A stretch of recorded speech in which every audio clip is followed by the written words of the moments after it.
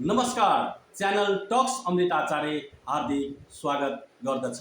मेरो हौसलाका लागि मेरो च्यानललाई सब्स्क्राइब र नजिकै रहेको बेल आइकनलाई थिच्न हार्दिक अनुरोध गर्दछु।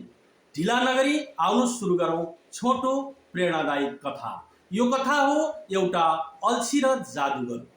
एउटा गाउँमा एउटा अल्छी केटो थियो। त्यो काम गर्न जाँगर गर्दैन थियो। एक दिन त्यसले सोध्छ एकजना महाराजलाई र महाराजले भन्नुहुन्छ पारी जङ्गलमा एउटा जादुगर छ। त्यो जादुगरले यस्तो कला सिकाउँछ जसबाट मान्छेले छिटै रोजगारी प्राप्त गर्छ र धनी बन्छ भनिदिन्छन्। र त्यो केटा त्यो जङ्गलमा हिँड्न सुरु गर्छ। एकछिन अगाडि बढेपछि एकजना बुढो मान्छेसँग जङ्गलमा भेट हुन्छ र बुढो मान्छेले भन्छ ओ अगाडि जाऊ, अलिकति टाढा गएपछि त्यहाँ जादुगर भेटिनेछ। र साँझ हुन थालिसकेको हुन्छ।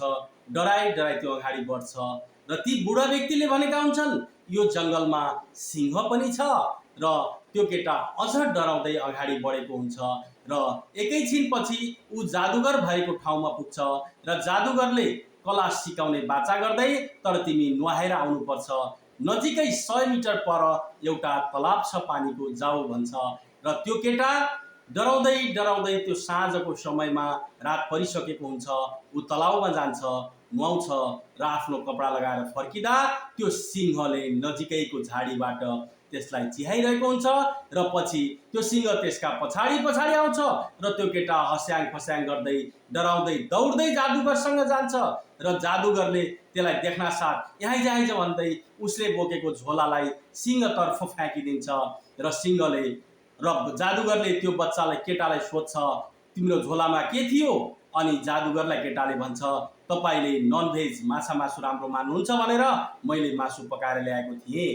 ल हेर, तेरो त्यो सिंहले तँलाई पिछा गरेको थिएन, तेरो झोलामा भएको मासुको सुगन्धलाई पिछा गरेको थियो, तर तैँले आफूलाई पिछा गरेको सोचेस। अब त्यो समस्या समाधान भयो र तँमै समस्या थियो। अब यति भनिसकेपछि जादुगरले भन्छ आइज म जादु सिकाउँछु र त्यो केटाले भन्छ अब पर्दैन, मैले जीवनको जादु सिकिसकेँ। समस्या त आफूभित्रै छ, समाधान पनि आफूभित्रै छ, खोज्न कहीँ जानु पर्दैन। हवस् त, धन्यवाद, नमस्कार।